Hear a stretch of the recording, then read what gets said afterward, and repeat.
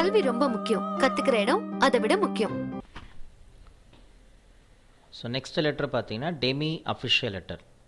So already பார்த்தது நீங்கள் official letter பற்றி பார்த்துருப்பீங்க. இப்போ வந்து டெமி அஃபிஷியல். ஸோ எல்லாமே அந்த ஃபார்மேட் மட்டும் தான் சொல்ல போகிறேன். நீங்கள் கேல்குலேஷன்லாம் நீங்கள் ஆஸ் யூஷுவல் போடுறது தான். எப்படி சார் அது டெமி அஃபிஷியல் தெரிஞ்சுக்கலாம் அப்படின்னு சொன்னால், ஸோ ஃபஸ்ட்டு வந்து பார்த்தீங்கன்னா கவர்மெண்ட் ஆஃப் தமிழ்நாடு தான் எல்லாத்துலேயும் கொடுத்துருப்பாங்க. அதை வச்சு நீங்கள் ஃபைன் பண்ண முடியாது. அதுக்கு கீழே பாருங்கள், office of the inspector general of prisons அப்படின்னு சொல்லி போட்டிருக்காங்க. அது கீழே PS Rajagopal MA, inspector general IG, inspector general of prisons. Right சைடில் பார்த்தீங்கன்னா ஃபோர்ட் சென்ட் ஜார்ஜ், மெட்ராஸ் அதெல்லாம் வருது. அதுக்கு அடுத்த லைனில் லெஃப்ட் சைடில் பார்த்தீங்கன்னா D.O. போட்டிருப்பாங்க. ஸோ எல்லா இடத்துலையும் எல்லா புக்லேயும் லெட்டர்லேயும் கன்ஃபார்மாக அந்த D.O. கொடுத்துருப்பாங்க. D.O.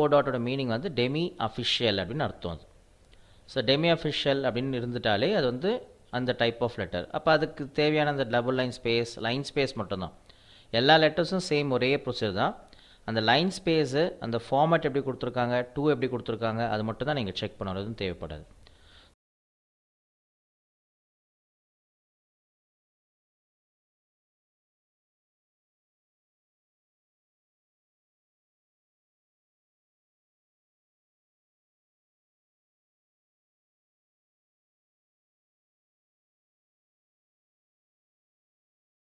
ஃபஸ்ட் வந்து கவர்மெண்ட் ஆஃப் தமிழ்நாடு, அது ஆல்ரெடி உங்களுக்கு தெரிஞ்ச மாதிரி 28th degree.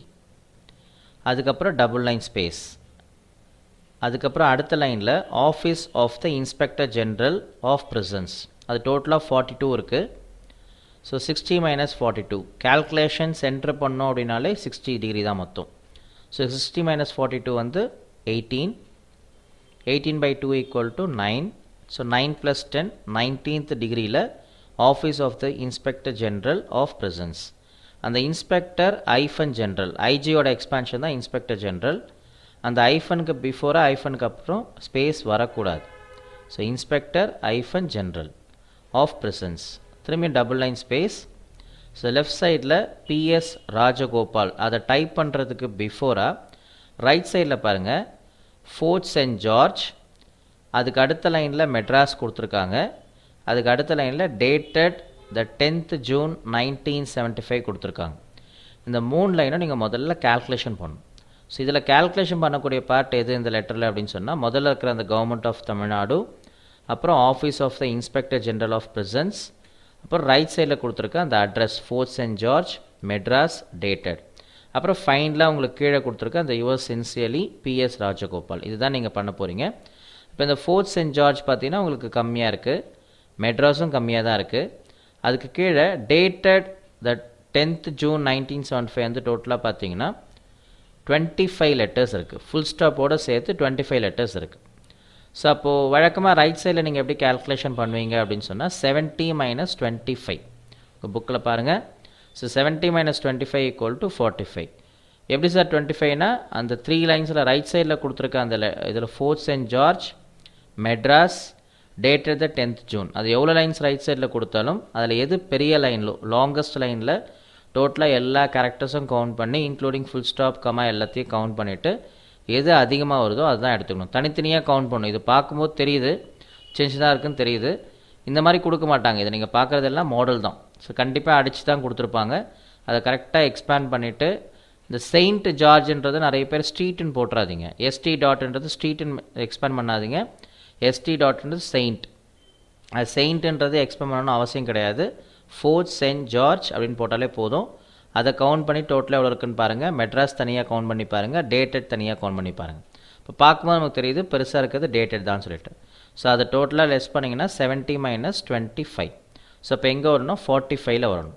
So first calculation போட்டுட்டு அதுக்கப்புறம் தான் லெஃப்ட் சைடில் P full stop, S full stop space, Rajagopal, comma, MA. அதுக்கு ஸ்ட்ரைட்டாக 45th டிகிரியில் ஃபோர்ட் சென்ட் ஜார்ஜ். அதுக்கு அடுத்த லைனில் inspector hyphen general of prisons, full stop வரும். அப்புறம் மெட்ராஸ் 600 ஸ்பேஸ் 009 ஃபுல் ஸ்டாப். அதுக்கப்புறம் டபுள் லைன் ஸ்பேஸ் கண்டிப்பாக வேணும். ஃபஸ்ட்டு 2 லைன் அடித்து முடிச்சதுக்கப்புறம் டெமி அஃபிஷியல் லெட்டரில் கண்டிப்பாக டபுள் லைன் ஸ்பேஸ் விடணும்.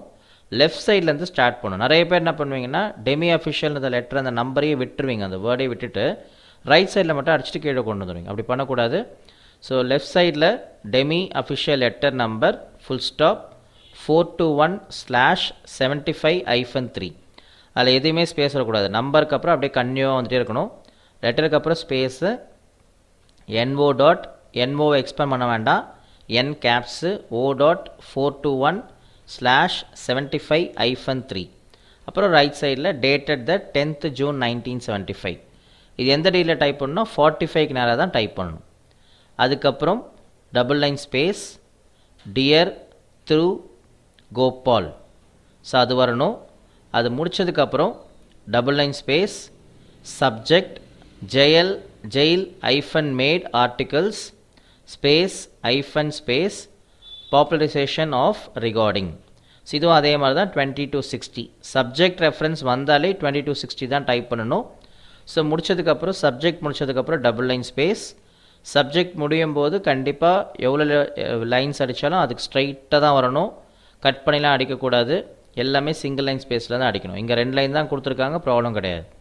திரும்பியும் double line space reference your Demi official letter number 87/75/1 75-1, dated the 1st June 1975 full stop. Next அடுத்த லைன்லேயே ஐஃபன் வரும் 6 hyphen. ஸோ டோட்டலாக 6 hyphenனால என்ன கேல்குலேஷன்னா 37 தான். இப்போ இதில் கேல்குலேஷன் அப்படின்ற பாட்டு என்னென்ன அப்படின்னு சொல்லி பார்த்தீங்கன்னா மேலே கொடுத்துருக்கிற அந்த பாட்டும் கீழே அந்த யுவர் ஸ்பேஸ் சின்சியர்லி மட்டும்தான். ஸோ மற்றெல்லாம் ஆஸ் யூஷுவல் அதே மாதிரி தான் வரும். ஸோ சேம் நீங்கள் எப்படி டைப் பண்ணுறீங்களோ அதே மாதிரி டைப் பண்ணுங்கள். ஸோ டெமி அஃபிஷியலுக்கும் ஒரே வித்தியாசம் வந்து பார்த்தீங்கன்னா இந்த இடத்துல D.O. அப்படின்னு சொல்லி ஸ்பேஸ் வரும். இந்த D.O. அப்படின்றது எக்ஸ்பேண்ட் பண்ணக்கூடாது.